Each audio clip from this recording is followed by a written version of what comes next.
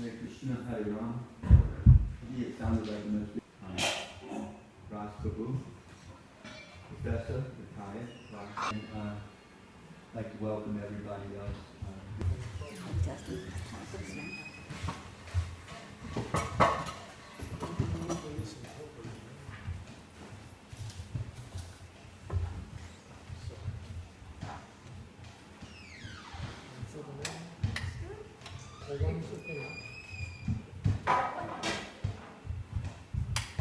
We'll begin with short bhajan.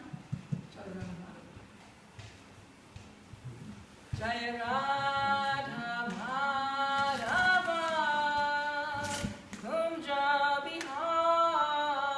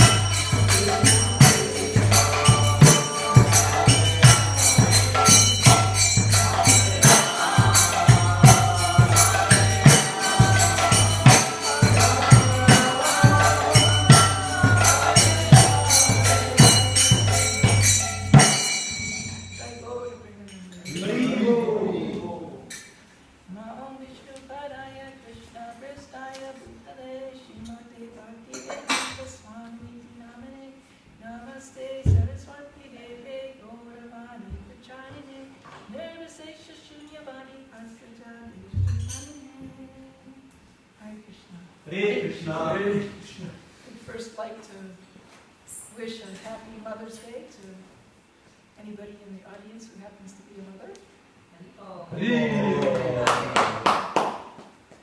How many people here have or had, if she's deceased, have or had a mother? Whoa. All right, 100% of us got something in common. How many moms do you have, Tulsi? Huh? What'd she say? One. She only has one mom. How many do you have, Abhimanyu? I have one. She has one. He has one, I mean. Well, you know what? The Niti Shastra means like scripture, and Niti Shastra is the codes of like social codes. You know, things that we do, codes to live by day to day. So in the Niti Shastra, it says that, Tulsi, you don't have one mother. It says there that you have 7 mothers. That's a lot, right? Yes. So you gotta do 7 Happy Mother's Day cards. Right? So we have 7 mothers. It says there, Adau Mata means your original biological mother. Guru Patni means the wife of the teacher or guru. And then Brahmani means the wife of the Brahmana, like the priest. And then Rajapatni means the wife of the king, you know, like the queen. Danor means the mother cow, because we drink the milk of the cow. So how is she not our mother? Datri means nurse. She's one of our mothers. And finally, Prithvi, which means the earth. Right? We just had Earth Day a couple weeks ago. So everybody's honoring Mother Earth.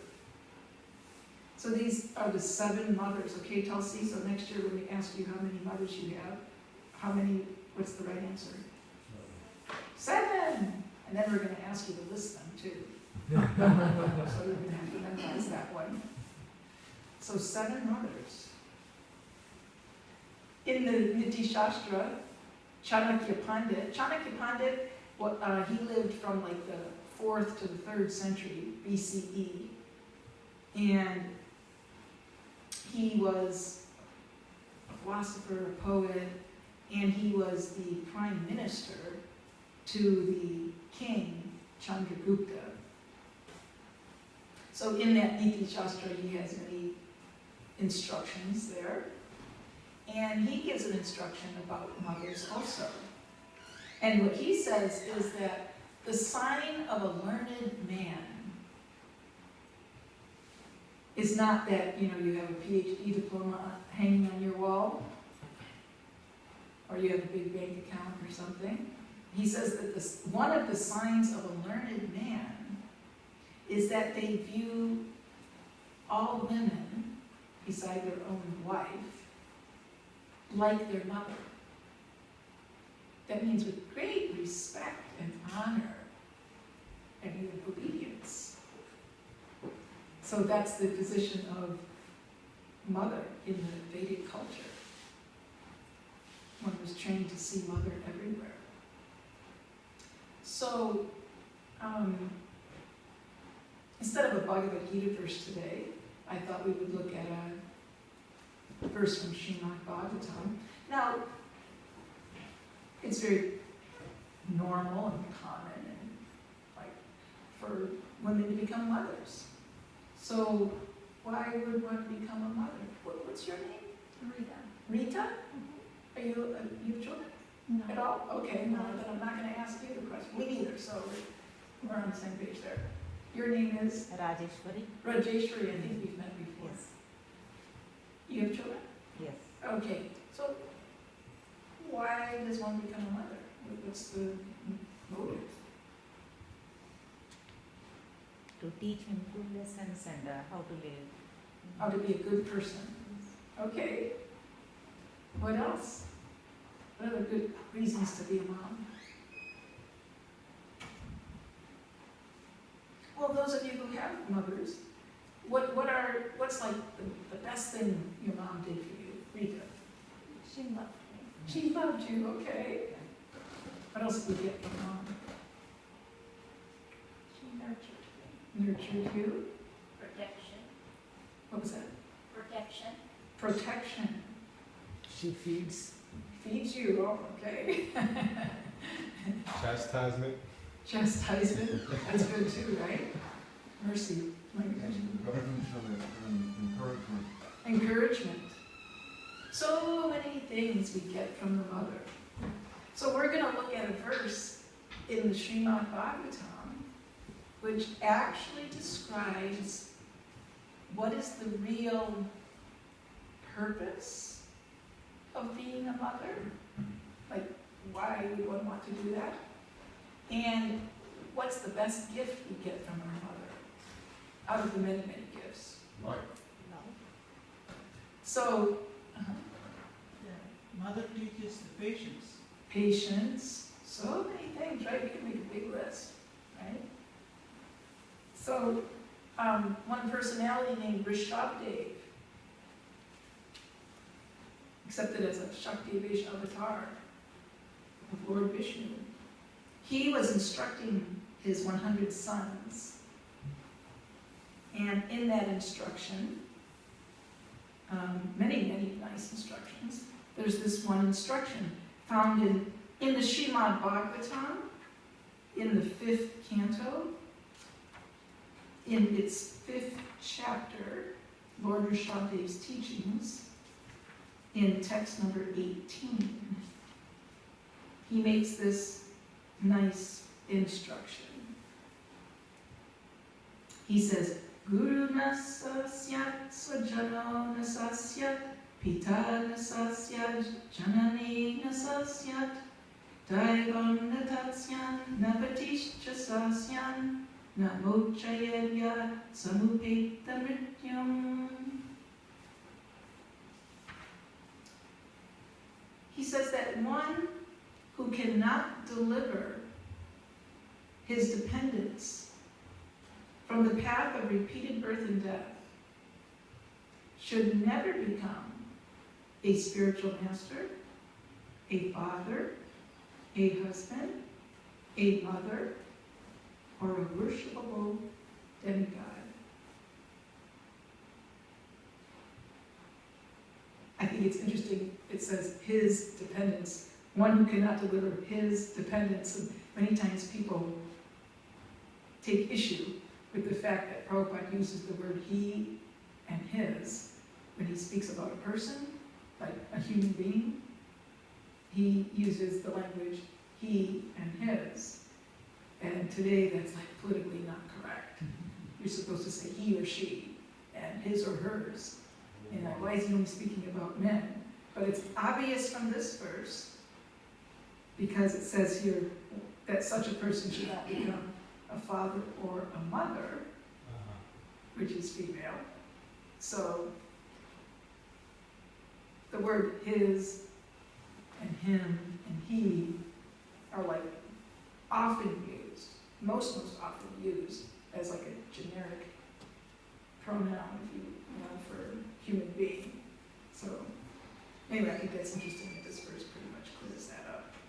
So Rishabdev is saying that the real purpose, Rajeshwari, you were very, very close to this statement, that the real purpose of becoming a mother is to bring a person into this world for whom you can make this their last birth.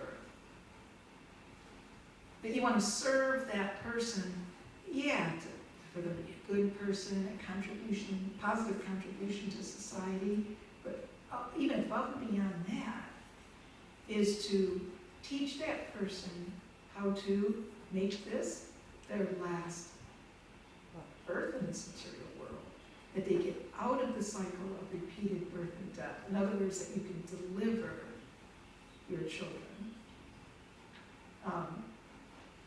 Prabhupada often uses the example of a drowning person. Somebody's drowning in the water, and you're like, oh yes, I'm going to go save the person. And you jump in to save them, and after several minutes you come out, and you're carrying with you their very expensive jacket, and their very expensive watch, and their wallet, you know, their phone, your shoes, and you're very, look at me, I rescued hundreds and hundreds and hundreds of dollars worth of their paraphernalia and clothing. And the people on the shore are saying, what about the person? You didn't rescue the person, you simply rescued their outer dress. So like that, even beyond just teaching patience and goodness and like this, if we haven't actually rescued the person, helped rescue the person from the ocean of birth and death, then we've failed as a superior. So here Rishabdev says, whether that position is as a spiritual master, a father, a mother, a husband, or a worshipful demigod. So let's look at Srila Prabhupada's purport for this verse. There are many spiritual masters, but Rishabdev advises that one should not become a spiritual master if he's unable to save his disciple from the path of birth and death. Unless one is a pure devotee of Krishna, he cannot save himself from the path of repeated birth and death. Tyakva deham punar janma naitimam eti sorjuna. That Sanskrit is from Bhagavad Gita 4.9, where Krishna is saying that upon leaving one's body, one doesn't take birth again if they attain the liberated stage. One can stop birth and death only by returning home back to Godhead. However, who can go back to Godhead unless he understands the Supreme Lord in truth? And from that same verse in Bhagavad Gita, Janma karma chame divyam evam yoveti tattvataha, to know Krishna in truth. We have many instances in history illustrating Rishabdev's instructions. Shukracharya was rejected by Bali Maharaj due to his inability to save Bali Maharaj from the path of repeated birth and death. Shukracharya was actually the guru of Bali Maharaj.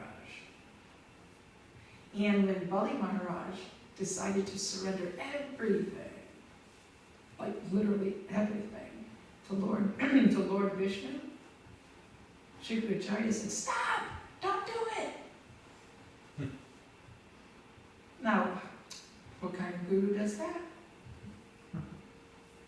And Prabhupada comments there that the reason Shukracharya said, stop, don't do it, is because he was afraid that if his disciple Bali Maharaj gave everything to Lord Vishnu, there wouldn't be a penny left for Bali Maharaj to give Shukracharya a dakshina, a donation.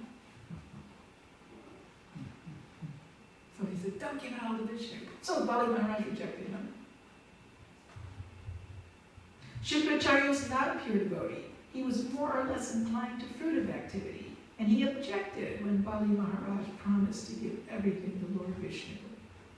Actually, one is supposed to give everything to the Lord, because everything belongs to the Lord.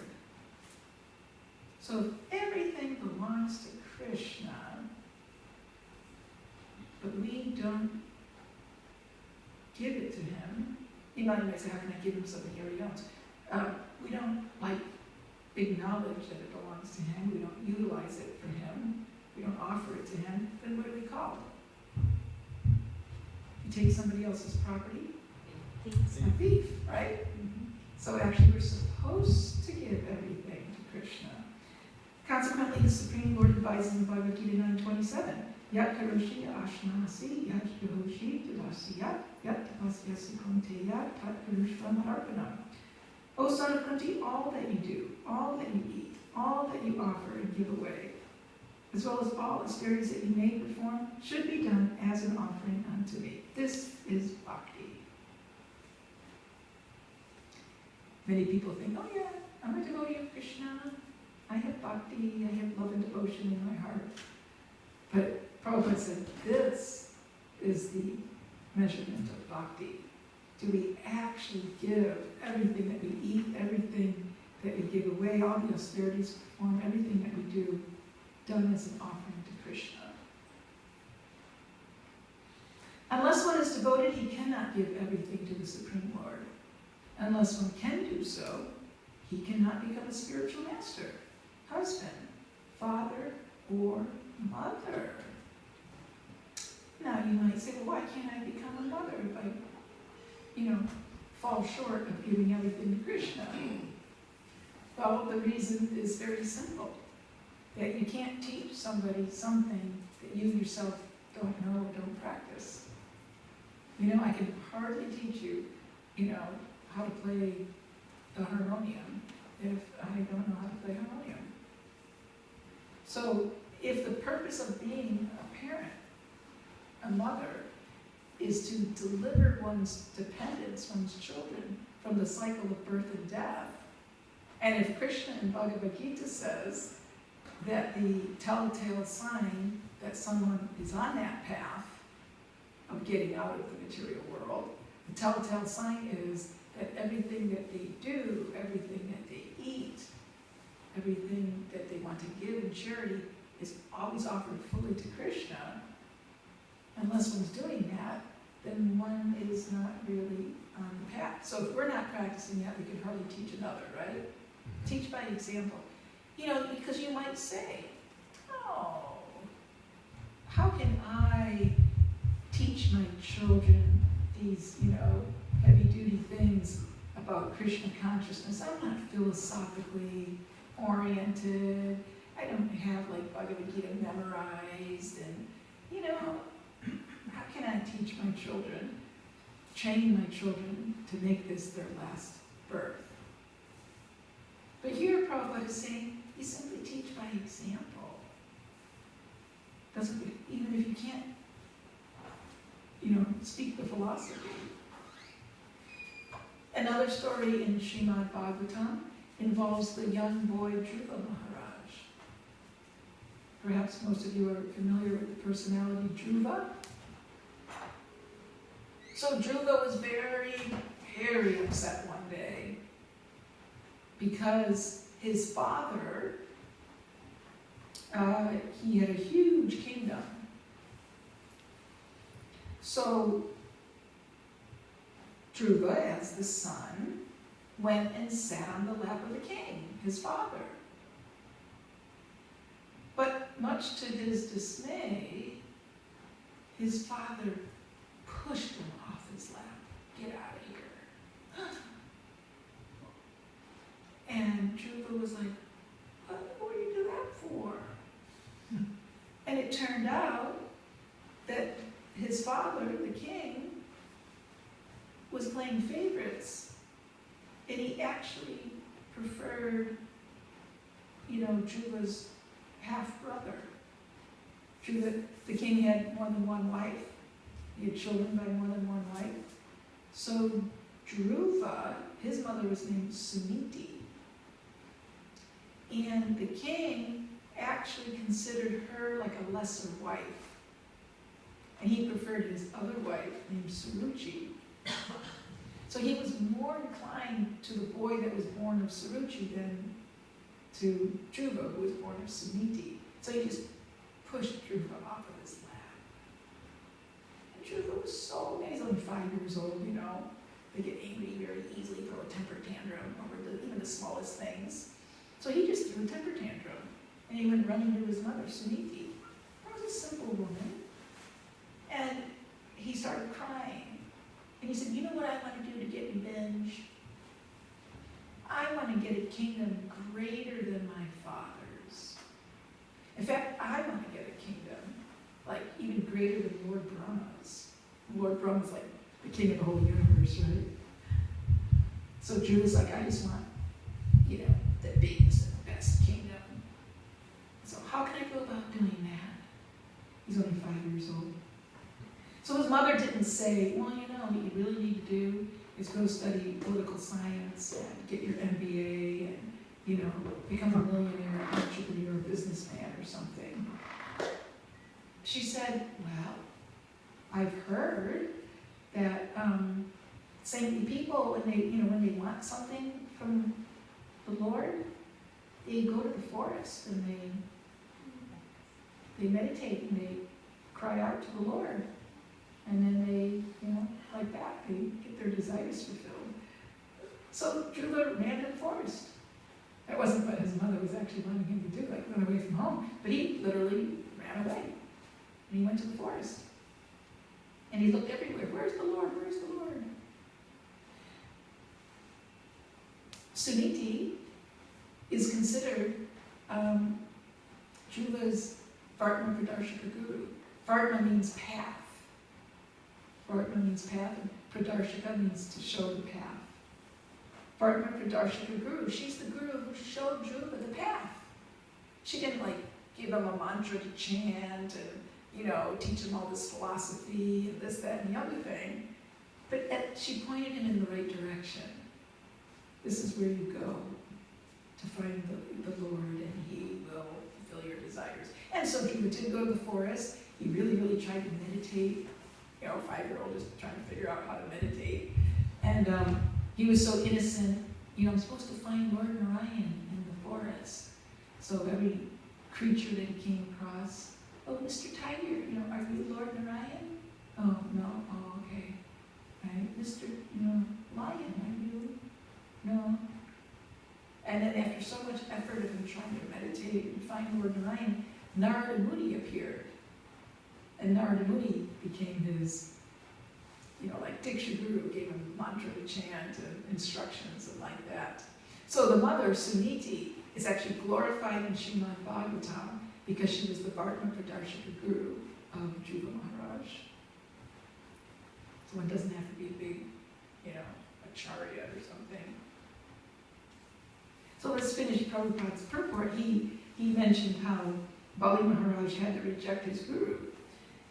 He says, similarly, the wives of the brahmanas who were performing sacrifices gave up their relatives just to satisfy Krishna. This is an example of a wife rejecting a husband who cannot deliver her from the impending dangers of birth and death. So one day, Krishna and Balaram were in one of the forests of Vrindavan, and they and their friends were getting hungry. So Krishna said to his little cowherd boyfriends that, you know what, we're all hungry, there's a village right there, why don't you just go into the village and in my and Balaram's name, say that you've come to beg some food. And then you can bring it back and we'll have a picnic. Okay, sounds like a plan. So the boys went into the village, and there were all these brahmanas doing, some kind of sacrifices, this, that, and the other thing.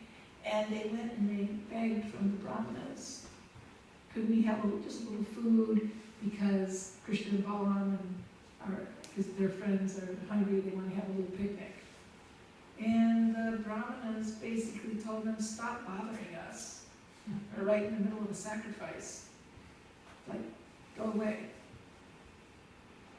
So they were flabbergasted, so they went back to the forest and what happened? Krishna and Balaram, what happened? So they told Krishna and Balaram that we went to beg food and the brahmanas just shoot us away like we were some kind of nuisance. He instructed them, go back to the village. But this time, don't even approach those brahmanas, just approach their wives. So they went and they approached the wives of the brahmanas. And as soon as those women heard that Krishna and Balaram were hungry, and they wanted some food to have a picnic with their friends, they dropped everything they were doing, and they gathered up the food, and they packed it all up for them and sent it to the forest with it. right after that, the Brahmanas came to their senses. And they realized, oh, what fools we are.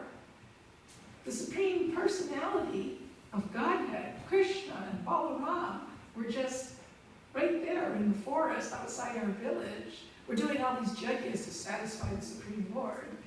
He was right there, came begging through his boyfriends for some food, and we denied it? But here's our wives who are not big philosophers or big priests or anything like that. They're simple mothers with their children. And they immediately, wanted to give food to Krishna and Balaram. So in this way, Prabhupada says, they actually rejected their husbands because they disobeyed them and gave the food to Krishna and Balaram. Similarly, Prahlad Maharaj rejected his father. Who's Prahlad Maharaj's father? Hiranyakashipu. Hiranyakashipu. And Bharata Maharaj rejected his mother, Janani Nasasyat. The word Daiva indicates a demigod or one who accepts worship from a dependent. Ordinarily, a spiritual master, husband, father, mother, or superior relative accepts worship from an inferior relative. But here Shabda forbids this. First, the father, spiritual master, or husband must be able to release the dependent from repeated birth and death. If he cannot do this, he plunges himself into the ocean of reproachment for his unlawful activities. Everyone should be very responsible and take charge of his dependents, just as a spiritual master takes charge of his disciple, or a father takes charge of his son. All these responsibilities cannot be discharged honestly unless one can save the dependent from repeated birth and death. End of Srila Prabhupada's purport. So today on Mother's Day, we want to congratulate all the mothers for the excellent job they've done, but as with any responsibility in this material world, we can always improve. So we want to improve, whether we're in a position of a mother or a father or a husband or a leader of any kind, in any sphere. We want to improve our execution of that responsibility by understanding that the actual sign of success is that one can deliver their dependence from the repeated cycle of birth and death. And that is exactly what Bhagavad Gita is all about. Bhagavad Gita has this one message, Krishna's message to Arjuna, how to perfect his life and make it his last, death in this world, birth and death. So if we simply follow the Bhagavad Gita, then we become an actual leader. In fact, Krishna says at the beginning of chapter 4 that this transcendental knowledge has been handed down through a chain of kings. It wasn't handed down through a chain of sannyasis or brahmanas or yogis. It was handed down through a chain of kings. And you might say, well, why is transcendental knowledge being handed down through a chain of kings? And the answer is because they're in charge of the whole kingdom, the whole world. And unless the leader is steeped in transcendental knowledge, how are they going to successfully do their duty? So we'll end with that verse.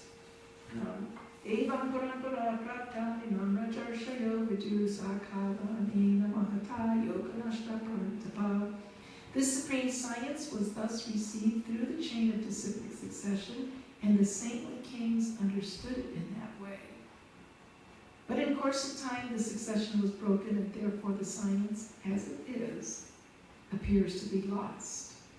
So Krishna came to again speak that science to Arjuna, who's a prince, a Kshatriya, to show all of us that whatever position of leadership we have, this is our prime responsibility to deliver our dependence. So if you're in any position of leadership, and actually every single person is, even if you're not a parent, you know, if you're working and you have anybody under you, or just somehow or other, we all do have some kind of position of leadership. So we invite you to take home our leadership manual, which we have available in the back of the room here. It's called Bhagavad Gita as it is. So pick up a copy of Bhagavad Gita as it is. In this way, you'll perfect your life and you'll perfect your practice, your responsibilities in this world of any kind of leadership. So we'll stop there, see if there's any discussion.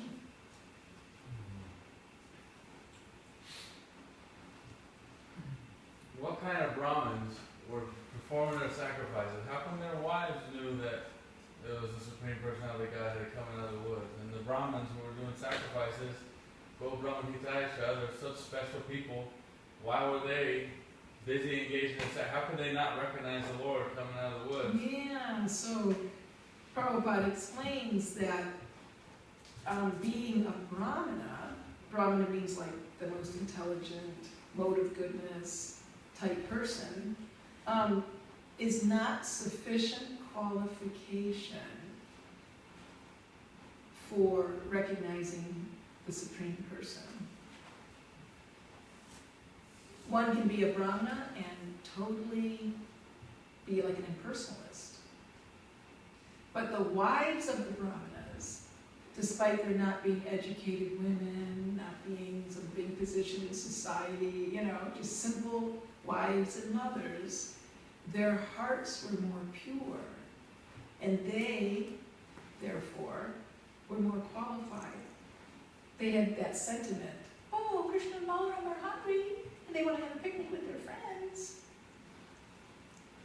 So he explains there, Prabhupada explains that the Brahmanas had pride in their heart. And pride is the greatest obstacle. It's like a cataract in the eye. If you have a cataract in the eye, you can't see properly. So pride is like the greatest cataract that prevents us from recognizing Krishna, even if he's standing right before us. So they were proud of their, you know, we've got the Vedic mantras all memorized and da-da-da-da-da, and therefore they couldn't recognize. Did the wives unknowingly get some special mercy just by thinking, oh, children are hungry, let me go do it, just out of their nice nature? Or did they know that they heard Krishna and Balaram? They had affection for Krishna and Balaram. They might not have necessarily known they were like in the category of the Supreme Person, but higher than knowing that Krishna is the Supreme Personality of Godhead, higher than that is to just have natural affection toward him. Like, well, Mother Yashoda. It's Mother's Day, so let's highlight Mother Yashoda. Krishna's, you know, foster mother in Vrindavan. Krishna was born to, who was Krishna's biological mother? Adao Mata. Devaki, over there in Mathura. He was born to Devaki and Father Vasudeva. And then he comes over to Vrindavan, gets fostered by Yashoda and her husband Nanda. And the difference between Yashoda, why is Yashoda so much glorified in the 10th canto of Srimad Bhagavatam, over and above glorification of Devaki?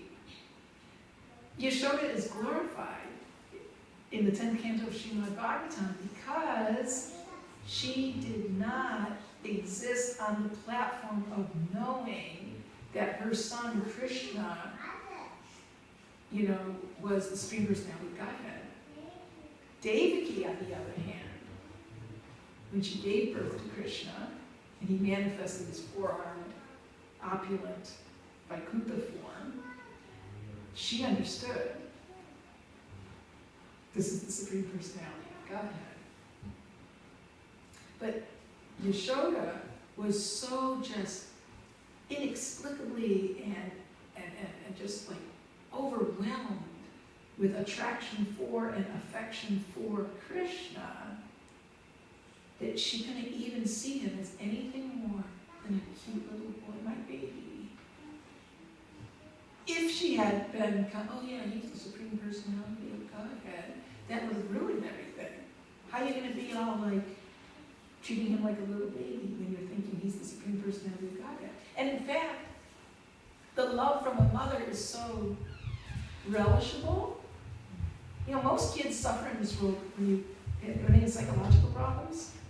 You can you can trace it back to insufficient love from the mother. Many psychological problems boil back down to what was your relationship with your mother. So mother's affection towards the child is like the most important food for the child, and it benefits them for their whole life. So anyway, the love of a mother is so relishable that God himself wants to have a mother.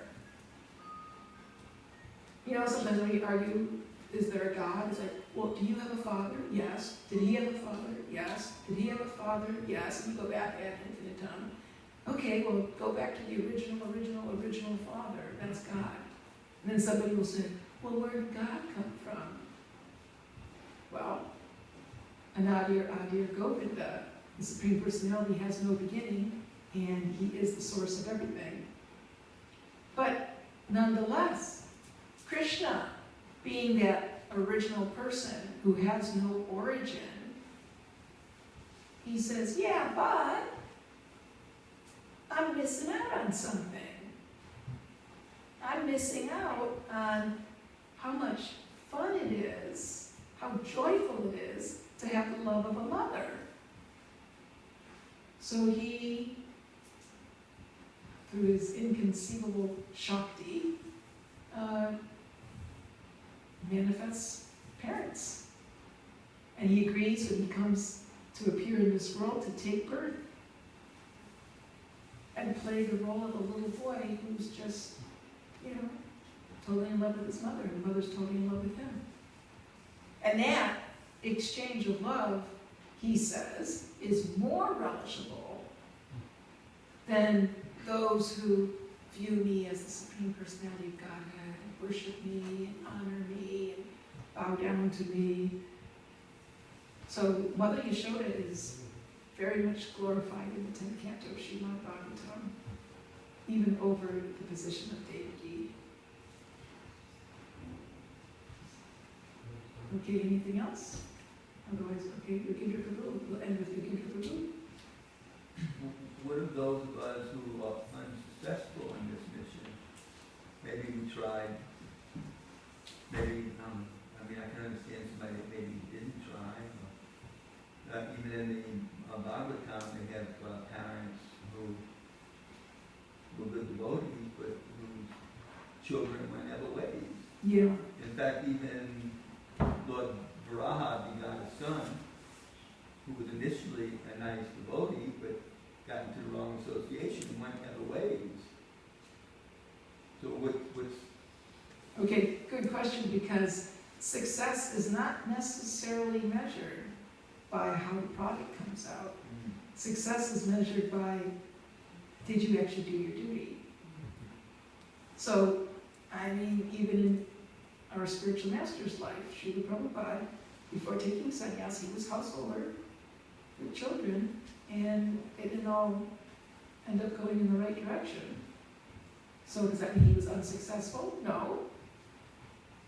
We do our duty, and then the person who's receiving the instructions, receiving the guidance, etc., they're an individual soul who has their free will.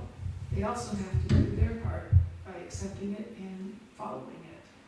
So it might be difficult to say, oh, see, that kid came out bad, so it must be the parents' fault.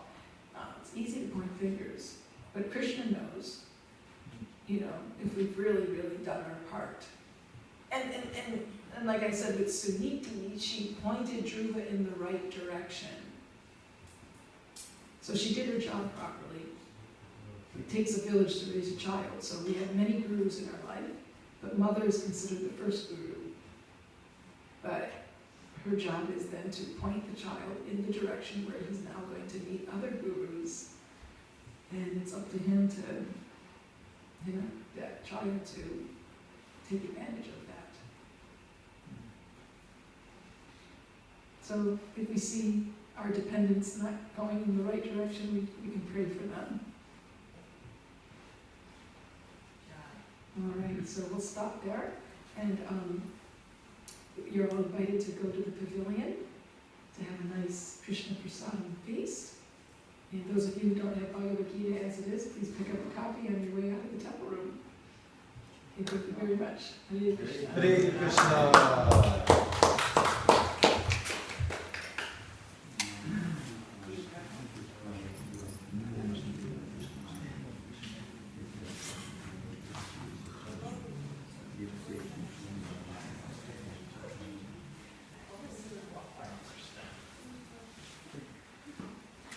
We please ask everyone to wear a mask when you go through the prashad line. Everyone, please make sure you have your mask on.